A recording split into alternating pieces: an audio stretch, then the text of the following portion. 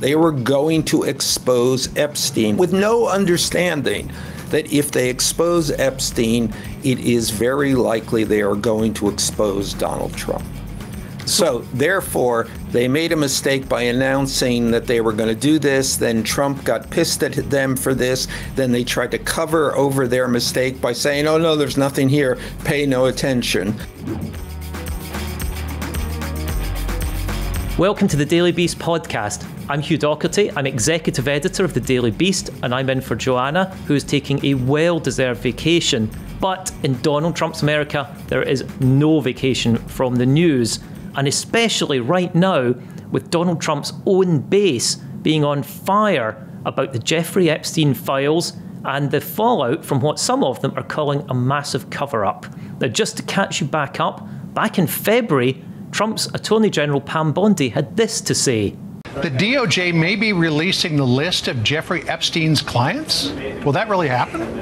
It's sitting on my desk right now to review. That's been a directive by President Trump. I'm reviewing that. I'm reviewing JFK files, MLK files. That's all in the process of being reviewed because that was done at the directive of the president from all of these agencies. But now, she and the FBI leaders who Trump himself appointed have produced a memo that says effectively nothing to see here. There are no Epstein files to be released, there was no client list, a phrase that people have been hyping in the MAGA world for years, and nobody else is going to be charged. So, who better to talk about this than Michael Wolff? He's the Daily Beast podcast resident expert on everything about Trump, as the author of 4 best-selling biographies of the 45th and 47th president, and Epstein himself asked Michael to be his biographer. Michael, welcome. I'm just going to start by saying, what on earth is going on? Can Trump seriously be at war with his own base? Well, I think for one, truly he's at war with his own Justice Department. I'm not sure I would call it war, but he is pretty pissed off at them. This is a problem of their own making. And I think that Trump has been determined to ignore the subject of Epstein for years and years and years. I mean, literally, he seems to put his fingers in his ears and go, he doesn't want to hear about it. Why doesn't he want to hear about it? Because he is vulnerable. I mean, these were very simply very close friends, Epstein and Trump, for more than 10 years. I mean, it may be that they were, this is the longest lasting, most serious relationship in each of their lives. They were close friends. And that, because of what ultimately happened to Jeffrey Epstein and what ultimately he became a symbol of, is a very precarious thing to be Jeffrey Epstein's closest friend, which Donald Trump is. So he wants to ignore this. He wants this to say, to just push this away. Epstein, yeah, I may have passed him once or twice. But these MAGA people who are all a little, choose your word, not like you nor I nor anyone else who isn't involved isn't determined to sell a position, which they are determined to do. The elites are corrupt. The elites are pedophiles. I don't know. Go on and on. It is deep conspiracy thinking, and I think that Trump was just happy to ignore this. It didn't really touch him. Just let it go on, let it go away. If this amuses the MAGA bunch, he's great. But suddenly it came into it has come very close to him, because these same MAGA promoters are now running the Justice Department, and they have set this up. They were going to expose Epstein with no understanding that if they expose Epstein, it is very likely they are going to expose Donald Trump. So therefore, they made a mistake by announcing that they were going to do this. Then Trump got pissed at them for this. Then they tried to cover over their mistake by saying, oh, no, there's nothing here. Pay no attention. And now we are where we are with this. So what are you hearing about what Trump himself is saying about this? He's obviously, as you say, in a bind. Well, he says it. He's been saying it out loud, and he's been saying there's nothing. Now, why are people talking about this? This is, and that's so. His mode is pure denial. Why are people talking about Epstein? There's nothing there. I'm not a part of this. This happened a long time ago. And so again, denial. And, Trump is very good at that. And so he is figuring that he will browbeat this subject into irrelevance. And as somebody who's watched him for so long, do you believe he's really got the power to do that over a movement that he himself in some ways created? But yes, he's extraordinarily good at this. It is one of his talents, secret talents. How does he do it? How does he get away with everything? So I would actually be surprised if this is the thing that finally hoists him, although it would be poetic justice on a grand scale, of course. One thing I think we all want to talk about is this extraordinary 399-word screed that Trump delivered on Saturday night on Truth Social, asking what's going on with my boys and in some cases gals. They're all going after Attorney General Pam Bondi, who's doing a fantastic job. And it goes on like that. Is that the sort of act of will that he is trying to use in private as well? Is that how he speaks about this? Yeah, no, of course. Trump speaks in public mostly as he speaks in private, and this is what he's doing. He's not going to defend himself, and he is not going to explain himself. He's going to treat the problem as something that he can stamp out. How does this feed into Elon raised this repeatedly after their fallout? Is that part of Trump's psyche here, that this is just coming from his enemies, that he can't see it as something other than... Of course. Trump regards that at anything negative is always coming from his enemies, even if this is very clearly coming from his supporters. But pay no attention. It's coming from my enemies, yes. And another aspect of this, of course, is Steve Bannon. And the last time you were on the show with Joanna, you talked about Bannon's slightly contentious or contended relationship with Epstein.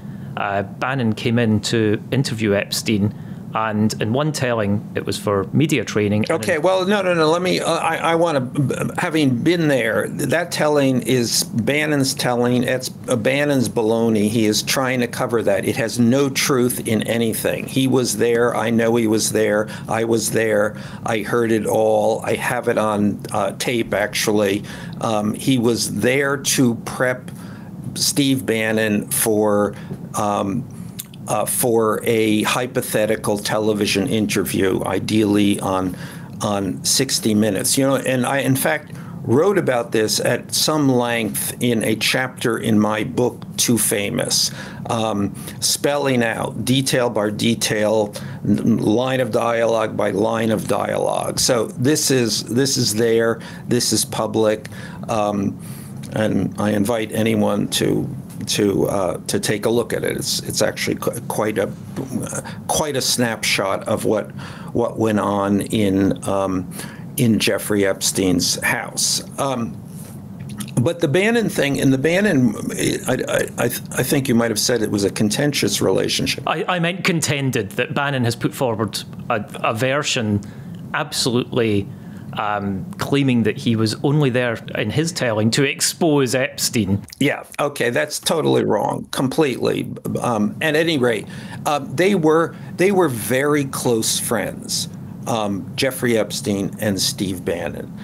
They met in the fall of 2017. They bonded over their over the fact that each of them had this deep and confounding and confusing and mind-boggling relationship with Donald Trump, and they spent an enormous amount of time together, and came to really be close friends. So this is just another kind of mind-boggling dimension of this, that Steve Bannon has now become an Epstein conspiracy theory person. And again, this is in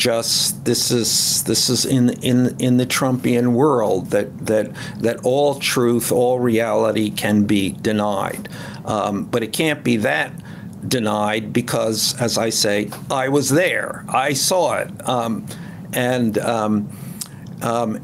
Steve and Jeffrey were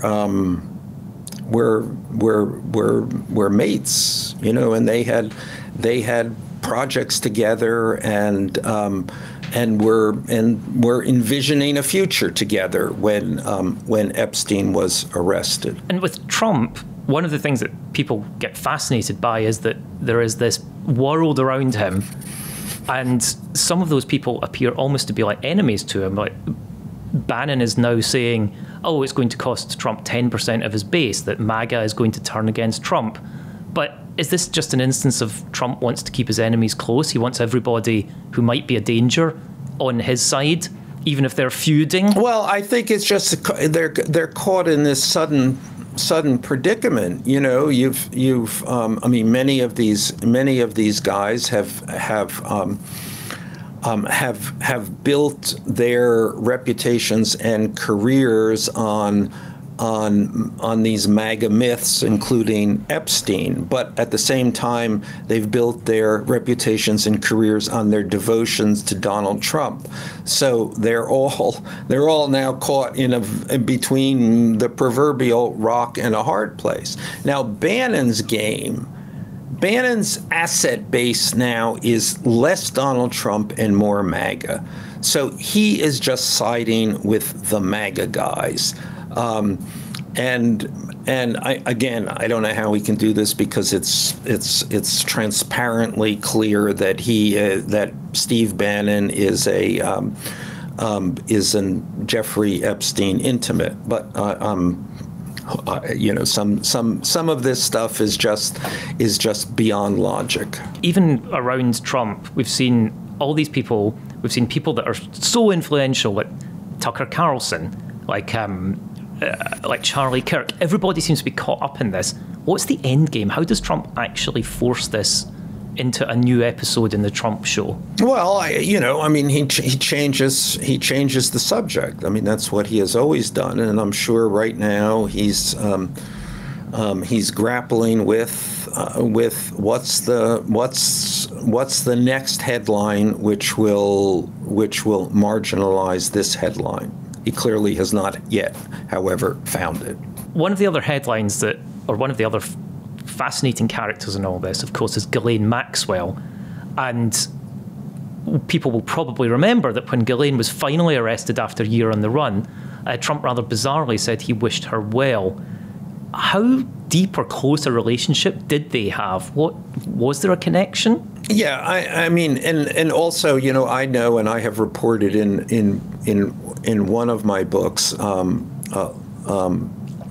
It's always at this point hard to remember which one, but I think my book Landslide, that he discussed, or it came up in conversation, that he whether or not he should pardon Ghislaine Maxwell.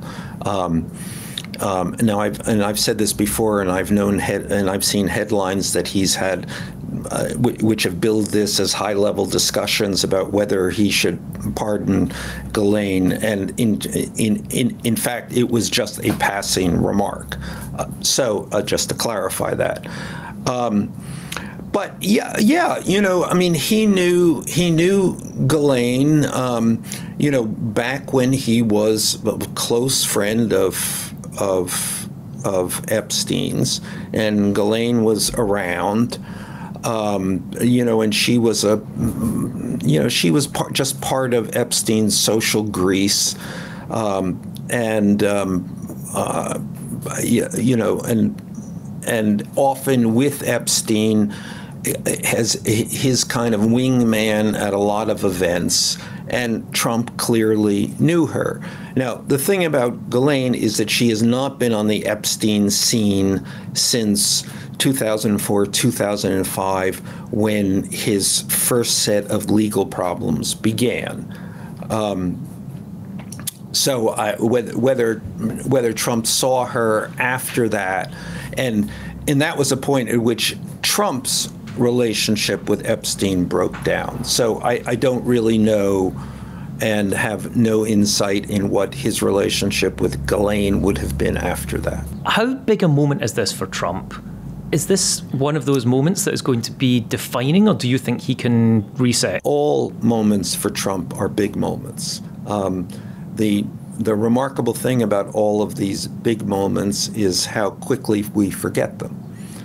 So, so the question, will Jeffrey Epstein somehow stay around Donald Trump's neck? Will Jeffrey Epstein somehow cause him real damage? You know, I don't know. Ask me in a couple of weeks, and if it's still hanging around, then we'll say, man. Well, I'm sure Joanna will be poised to ask that question in a couple of weeks' time. What goes on inside Trump and around his circle when he's in this situation where he's trying to come up with a new idea? Does he ask people for ideas? Does he? Well, you know, he doesn't ask.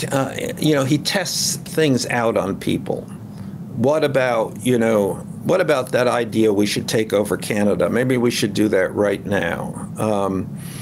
What about? And then everybody says, well, yeah, you know, taking over Canada, always a good fallback.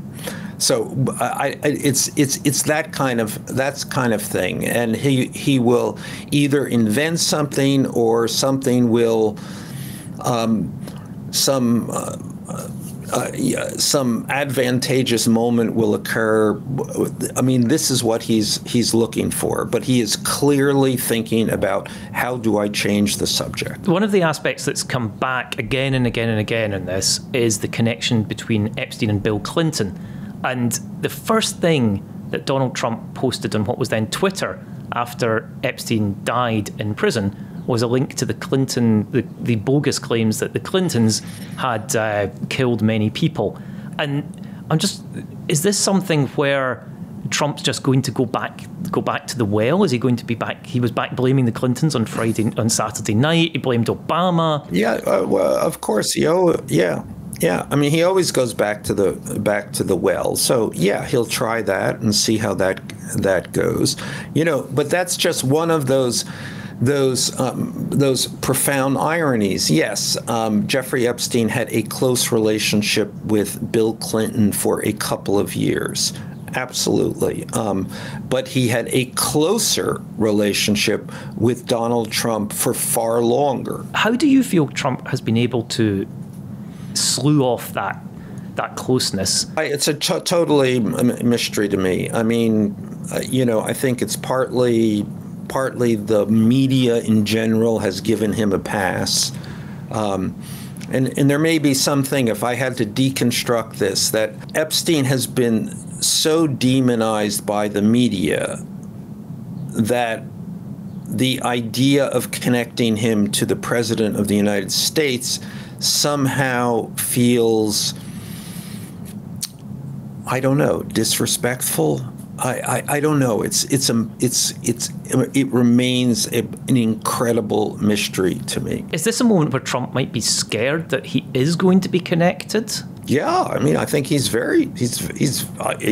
think he's been scared for many, many years. When Steve Bannon met Jeffrey Epstein, the first words that Bannon said to Epstein were, "You were the only person I was afraid of during the campaign," meaning the 2016 campaign. What does that tell people who are watching Trump now? If you were a Democrat, is this an attack that is worth making? If you're a Trump ally, is this something to try to bury? How are people going to parse this, knowing that there is some degree of fear?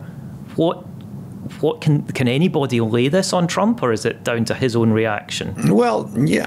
I mean, I think it can be laid on Trump. I think it's glaring. It could not be more glaring. Again, hiding in plain sight. Will he be able to shake this off as he has shaken off so much?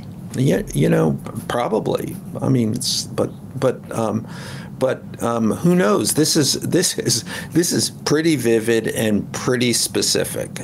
These guys were the best of friends for a very long time. They are each formative in the other's life. And is Elon perhaps the person that is going to drive this home? He's been desperately trying to push Epstein on his X platform, but does he still have juice inside to try to force that among the MAGA base? Well, I don't know if he has juice inside.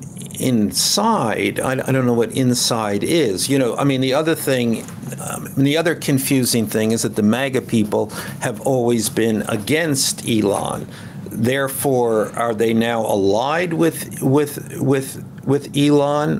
That's confusing to me. Another part of the confusion in all this on who's doing what to whom and for what reason. Michael, nobody could have more expertise on this subject. I've got one last question.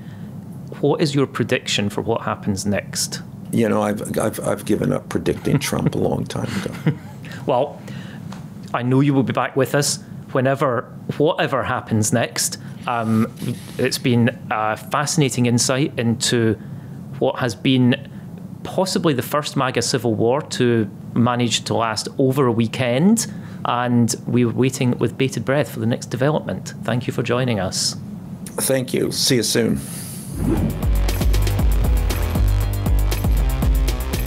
There we have it. A scared Trump, a crisis in his own party, a civil war with his base. Can he escape? Is he going to be free with one bound, or is this an albatross around his neck? We are going to be following every bit of the action at thedailybeast.com. Please subscribe, and we are going to be back later this week with another person who's had an extraordinary encounter with Jeffrey Epstein, Tina Brown, the founder of The Daily Beast, the legendary magazine editor. She is going to be speaking about the creepy moment that Jeffrey Epstein turned up in her office. Once again, thank you for subscribing. Hit the subscribe button, share this with your friends, share this with your enemies, and remember, as Joanna always says, be beast. This podcast was produced by Devin Rogerino and Anna Van Osen and edited by Jesse Milward.